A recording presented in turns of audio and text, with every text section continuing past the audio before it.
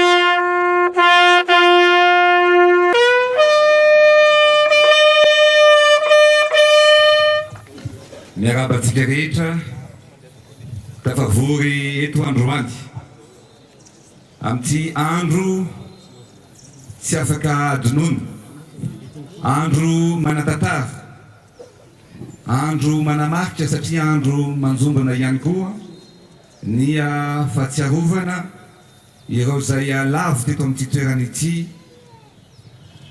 15 taona lasa zay.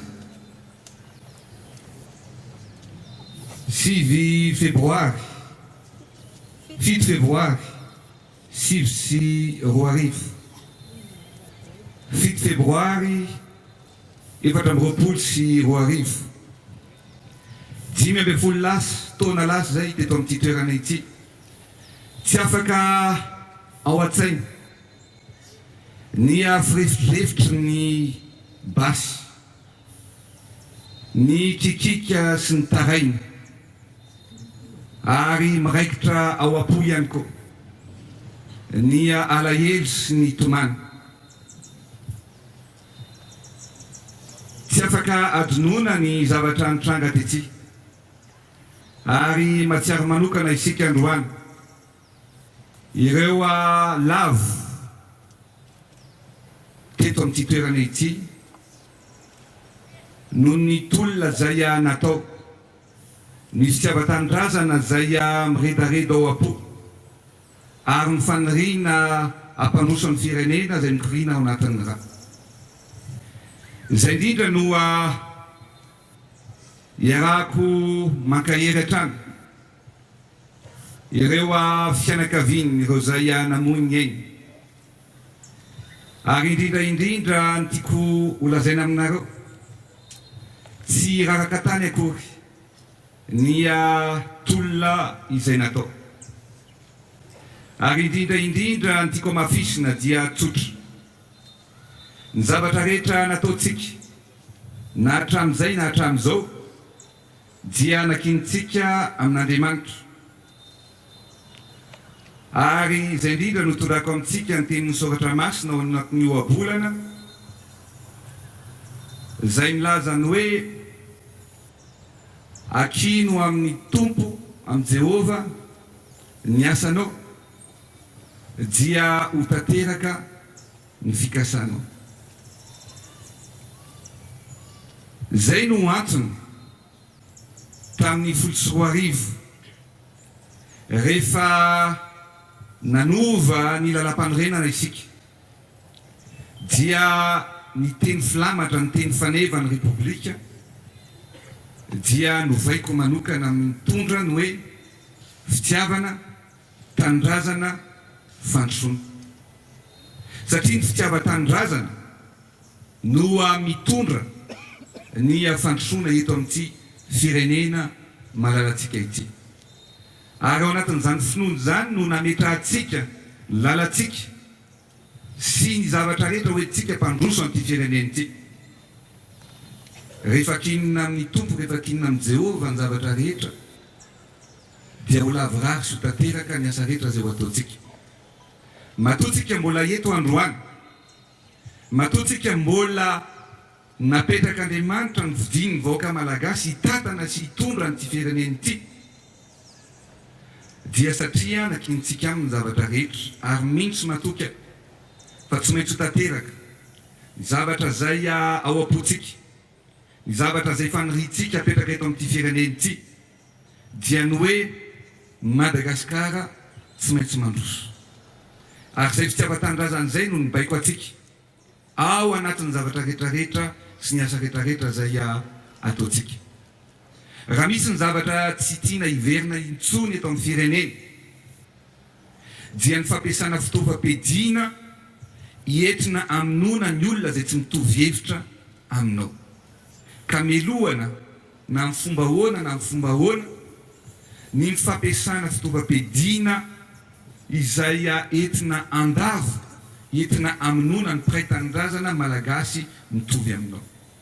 Efa niteny ateto tamin'ny taona lasa hoe anjarantsika ny mamela ny eloka zay nanao ratsy tamintsika ao anatin'ny teny zay isan'andro ataontsika izany.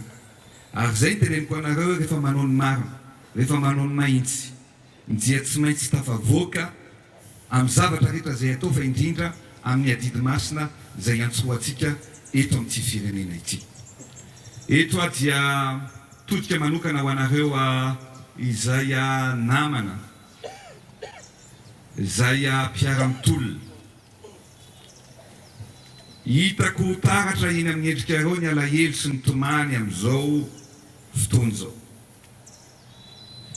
Ary indrindra fantatro fa mbola miraikitra ao am-potsika amin'izao ora sy fotoana izao ny zavatra nitranga teto 10 taona lasa. Satria teto no lavo ny namantsika, teto no lavo ny havatsika, teto no lavo ny zanatsika, ny ray aman-drenitsika. Ary ny teny ho teneniko anareo dia izao: mitarika anareo ampandroso an'ity firenena malalatsika ity. Tsy ho raraka tany ny zavatra nataontsika, ny ezaka nataontsika, ny fitiavan-tanindrazana ao am-potsika ampandroso an'ity firenena ity. Ary indrindra ianareo rehetra azakivy fa mitraka. Andriamanitra no ameny ny banga ao aminareo tsirairay avy.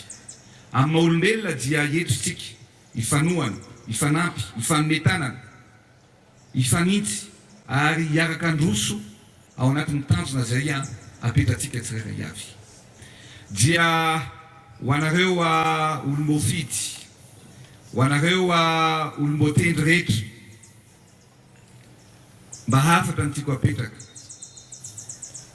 Misy tolona natao teto amin'ity firenena ity.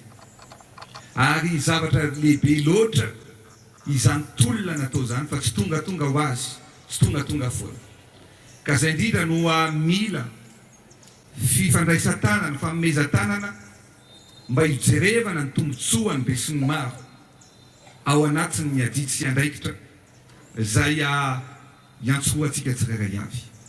Rehefa mipetraka izay dia minona reo anahy fa tsy misy sarotra tsy ho vitantsika ary tsy misy fampandrosoana zay ho apetratsika sy iritsika tsy ho tanteraka fa tsy maintsy ho tanteraka avokoa ny fampandrosoana any Madagasikara zay ho ataontsika. Ny tolona dia mbola mitohy, ny banjina ny lasa isika ary mitodika ihany koa amin'ny ho avy.